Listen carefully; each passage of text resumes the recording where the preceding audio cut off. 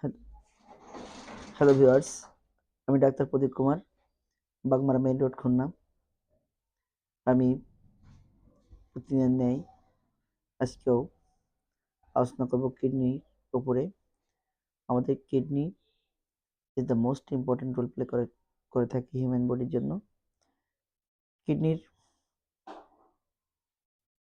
যেগুলি সমস্যা আমরা দেখে থাকি তার ভিতরে অন্যতম হলো কিডনির কিটিন বেড়ে যাওয়া, কিডনি কনজেস্টেড হয়ে যাওয়া অ্যান্ড কিডনি পাথরি হওয়া।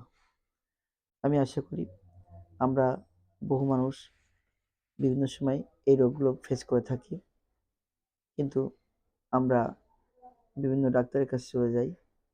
বিশেষজ্ঞ ডাক্তারের কাছে গেলে তারা সাজেস্ট করে অপারেশন করার জন্য।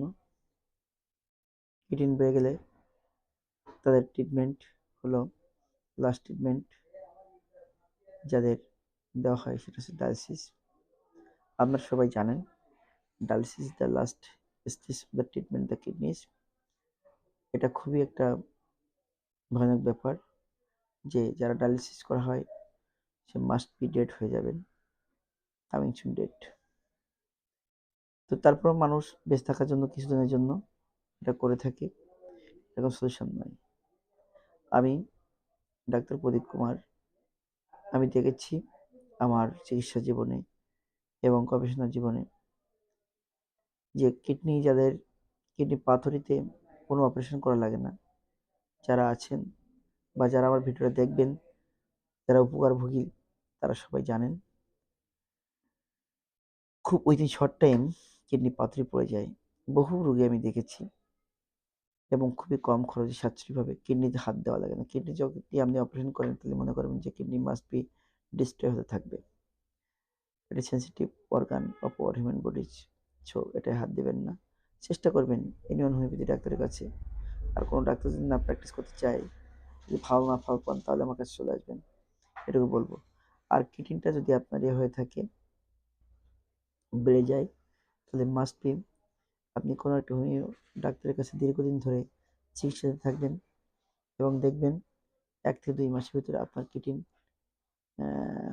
নেমে আসবে। আর কিডনি যদি একবার নামাতে পারেন তাহলে আপনি মনে করবেন যে আপনার জীবনের একটা সুন্দর অধ্যায় নতুন করে সূচনা হতে যাচ্ছে।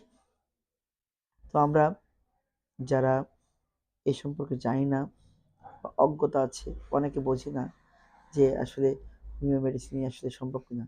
সত্যি সম্ভব। আমি দেখেছি বহু রোগী আমার কাছে এসছে। তো আমি সবাইকে বলবো, সুন্দর মেডিসিন যদি আপনারা ব্যবহার করতে পারেন, যদি অরিজিনাল মেডিসিনটা দেওয়া যায়, ভালো মানের মেডিসিন দেওয়া যায়, অবশ্যই মহানিমের মহান সত্য জ্ঞানে মাঝখান দিয়ে আপনাদের কল্যাণ হবে। তবে দেখুন, আমি কিছু ওষুধের নাম বলবো, তবে এটা হচ্ছে লক্ষণ ভিত্তিক চিকিৎসা, এই জন্য বললে অনেক সময় ব্যতিক্রম হতে পারে। তারপর বলে দেব, আপনি ক্যান্থ্রিস থেকে শুরু করে ক্যান্থ্রিস, বারবারিস, এপিসমেল, লাইকোডিয়াম,